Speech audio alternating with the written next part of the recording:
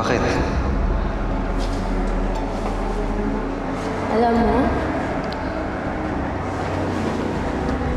bagay sa wala sila na eh.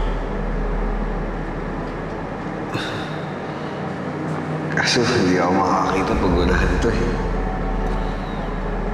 Bata mo pa, labo na ng mata mo. Mamahal ako to sa tatay ko eh.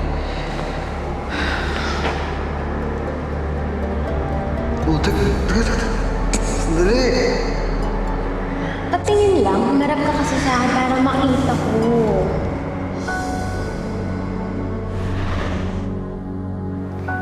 What a coincidence! Kaya naman pala, inisip ni Ruth na mag-ama kayo ni Nina. What? Inisip ni Ruth yun? Ang laking kalokohan yan, ah. Hindi, auntie. Biruan lang yan.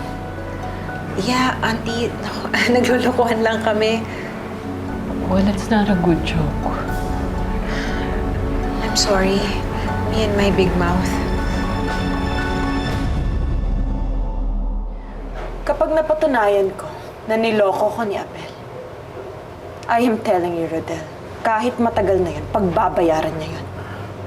Pero ma'am, mukhang malabong mangyari yan. Are you questioning my intuition? No. Good. Dahil kapag ako ang kinutuban, may pinanggagalingan. At kapag ako ang inatraso, hindi ko kinakalimutan. Hindi ko pinapatawad.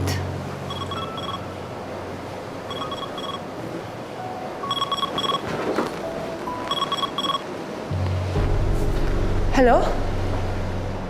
Kumusta ka na?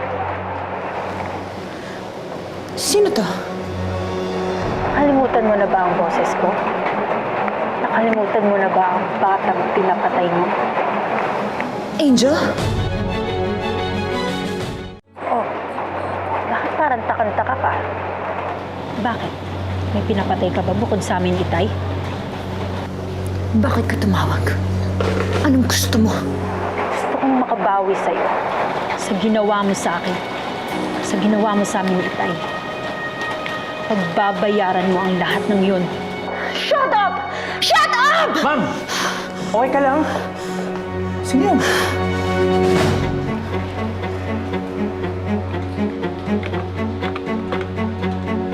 That's nobody. Isang taong nananakot na mali ang tinatakot.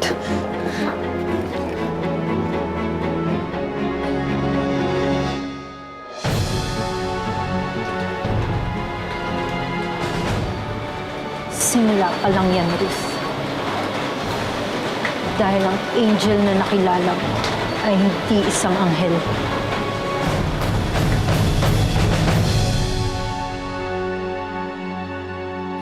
Sorry, nadulas ako Paano kasi pinag-uusapan lang natin tapos biglang sinabi ni Nina na parehong malabo mga mata ninyo.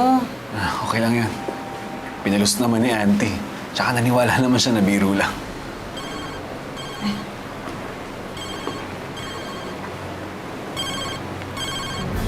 Oh, it's Briggs. I have to take this call.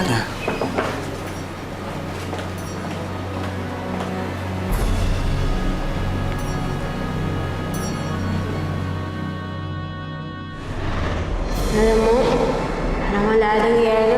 Wala akong ng yelo. Inom pa tayo. Tara, sandali.